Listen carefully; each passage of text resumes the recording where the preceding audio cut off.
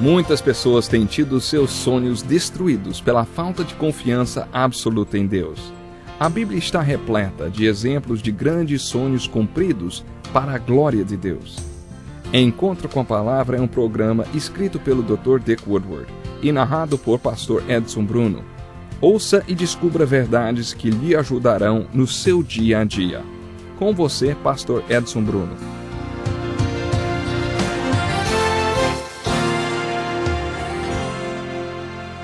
Seja muito bem-vindo ao programa Encontro com a Palavra. Este programa faz parte do estudo de todos os livros da Bíblia. Estamos estudando um livro de cada vez e agora estamos abordando o livro de Atos. Seja bem-vindo, acomode-se e acompanhe conosco. Uma das coisas que quero observar com você no estudo do livro de Atos é a performance do povo de Deus e, dentro disso, como era a pregação da igreja de Atos. Pedro foi o primeiro pregador presente nos primeiros capítulos do livro. Depois vimos o sermão de Estevão. Na segunda metade do livro de Atos, predomina a pregação do apóstolo Paulo. No capítulo 21, lemos o relato do ataque de uma grande multidão sofrida por Paulo. Se os soldados romanos não tivessem chegado a tempo de resgatá-lo, a multidão teria linchado. Quando estava sendo levado para a fortaleza, onde seria mantido preso, Paulo implorou ao comandante que o pusesse no chão e o deixasse falar à multidão. Imagine se Paulo perderia uma oportunidade de pregar, hein? É assim que se sente todo missionário ou evangelista quando vê uma multidão, e aquela era uma oportunidade de Paulo pregar o evangelho. No final do capítulo 21, lemos que os soldados o colocaram no chão e Paulo começou a pregar em hebraico. Foi um sermão magnífico, registrado no capítulo 22.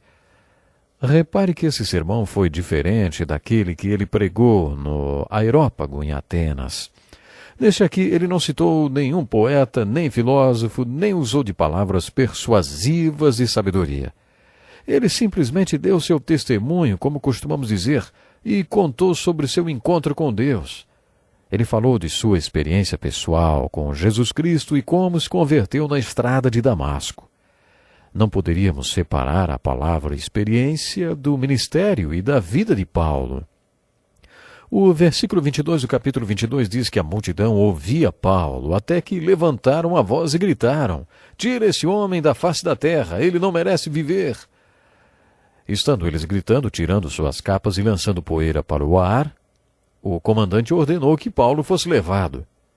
Faz 40 anos que eu prego e nunca nenhuma das minhas plateias tirou a roupa e nem jogou poeira para o ar gritando e chorando, desejando que eu morresse. Já pensou? Mas isso aconteceu com Paulo. Quando o comandante viu tudo isso, decidiu tirá-lo dali e levá-lo para uma fortaleza. Quando os romanos prendiam alguém para chamar a atenção do povo e mostrar o seu poder, eles costumavam acorrentar o prisioneiro a um tronco e dar 39 chibatadas, preparando-o para o interrogatório. Enquanto estavam acorrentando Paulo ao tronco, ele perguntou: "Escuta, você tem o direito de açoitar um cidadão romano sem que ele tenha sido condenado?" O comandante perguntou: "Diga-me, você é cidadão romano?" Ele respondeu: "Sim, sou." O comandante disse: "Eu precisei pagar um elevado preço por minha cidadania." E Paulo respondeu: "E eu a tenho por direito de nascimento." Quando leio esse texto, fico me perguntando se Paulo poderia impedir aquela surra, dizendo que os soldados não podiam fazer aquilo com um cidadão romano sem julgá-lo antes. Por que então ele não fez o mesmo quando apanhou em Filipos? Você está lembrado do que aconteceu em Filipos? É claro que ele queria que a cidade ficasse de cabeça para baixo como realmente ficou lá. Mas aqui no capítulo 22, depois de verem que não podiam surrá-lo, levaram-no para a prisão. No dia seguinte, decidiram que Paulo seria julgado. O julgamento de Paulo começa a ser relatado no capítulo 23 de Atos e é o primeiro de uma série pelos quais ele passou. O início do julgamento é empolgante. Diz assim: Paulo, fixando os olhos no sinédrio, disse: "Meus irmãos, tenho cumprido meu dever para com Deus com toda boa consciência até o dia de hoje." Diante disso, o sumo sacerdote Ananias deu ordens aos que estavam perto de Paulo para que lhe batessem na boca. Então Paulo lhe disse: "Deus te ferirá, parede branqueada. Estás aí sentado para me julgar conforme a lei, mas contra a lei me mandas ferir?" Quando lhe acertaram a boca, Paulo deve ter ficado chocado porque ele não esperava aquilo. O sumo sacerdote devia estar usando uma vestimenta branca, provavelmente tinha uma barba longa e branca, e naquela hora Paulo só viu aquela coisa branca diante dele e explodiu. Um dia Deus vai acertar você, sua parede esbranquiçada. Você está me julgando de acordo com a lei? E por que deu ordens para que me batessem? Os que estavam perto dele disseram: Isso é jeito de falar com o sumo sacerdote? A essa altura Paulo estava começando a se recompor e disse: Irmãos, eu não vi direito. Não sabia que ele era o sumo sacerdote. Eu sei que não podemos falar assim com o sumo sacerdote. Agora preste atenção, Paulo começou a se revelar. Ele olhou para todo o tribunal e, pelo que podia presumir, metade dos que estavam ali eram fariseus, o que significava que eram judeus fundamentalistas, organizados para preservar a ortodoxia da fé judaica. A outra metade era de saduceus. Você se lembra que fariseus eram tradicionais e saduceus liberais? Os saduceus não acreditavam na ressurreição nem no sobrenatural. Que tristeza! Não criam no Deus real, no Deus sobrenatural. Quando Paulo percebeu que aquela sala era composta por dois grupos rivais, ele declarou: Irmãos, sou fariseu, filho de fariseu. Estou sendo julgado por causa da minha esperança na ressurreição dos mortos. Quando Paulo disse isso, surgiu uma violenta discussão entre os fariseus e os saduceus, e a assembleia ficou dividida, porque os saduceus dizem que não há ressurreição nem anjos, nem espíritos, mas os fariseus admitem todas estas coisas. Aí então começou o maior alvoroço, e os fariseus disseram: Não encontramos nada de errado nesse homem. Quem sabe se algum espírito ou anjo falou com ele? A discussão tornou-se tão violenta que o comandante teve medo que Paulo fosse despedaçado por eles. Então ordenou que as tropas descessem e o retirassem à força do meio deles, levando-o para a fortaleza.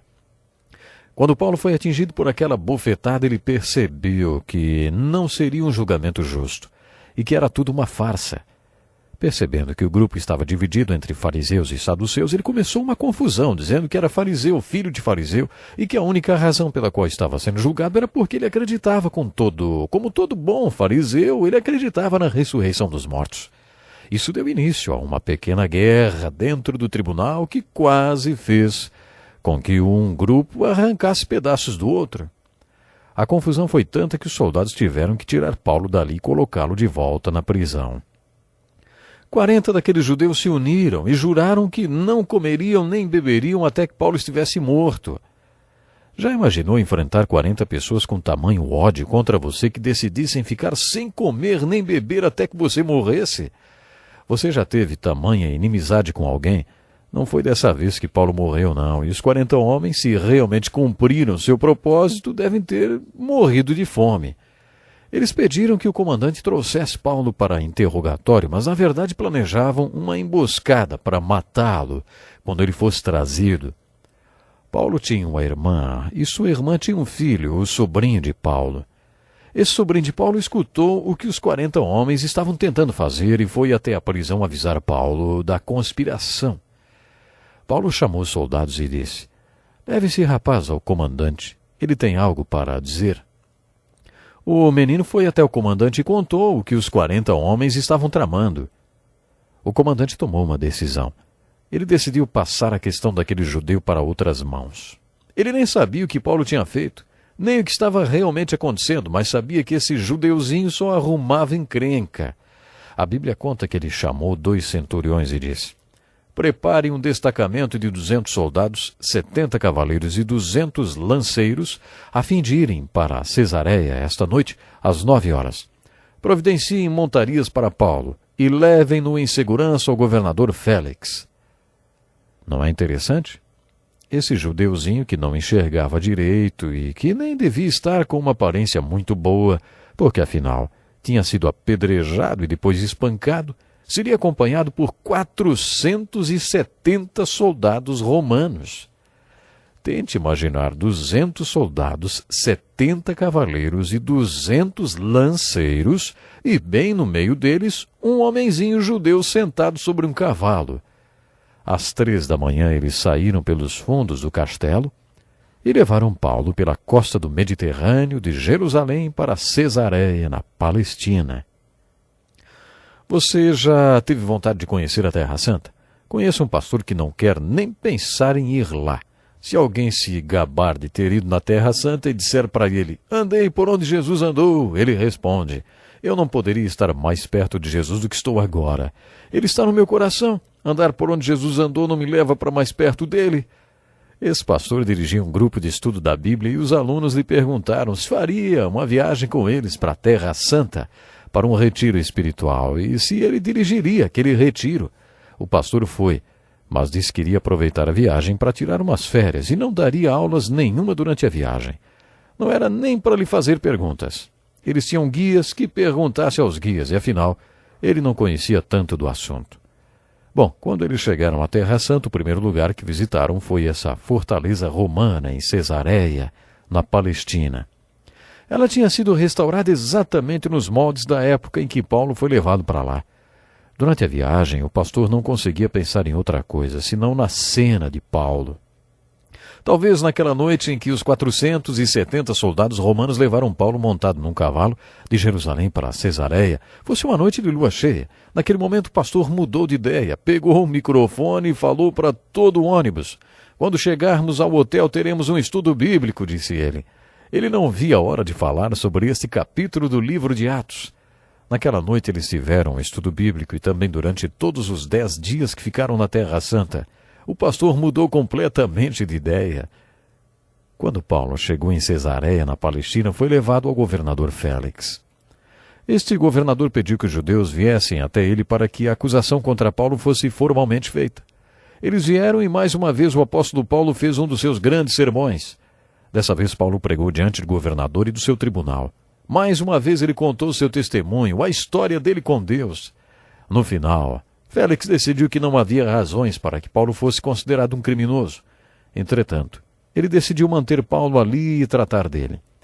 Paulo foi colocado num tipo de prisão domiciliar até que Félix decidisse o que deveria ser feito com aquele prisioneiro tão excêntrico. Bom, infelizmente acabou meu tempo e eu preciso encerrar o programa. Leia esses capítulos de Atos, você será edificado. Quando eu estava no meu primeiro ano da faculdade, li estes capítulos pela primeira vez. Foi quando me apaixonei por Paulo e pela palavra de Deus. Comece pelo capítulo 21 e leia até o final do livro de Atos para se familiarizar um pouco mais com o autor de metade do Novo Testamento, o apóstolo Paulo. Eu gostaria que você estivesse conosco para o próximo programa. Vamos ser abençoados. Até lá.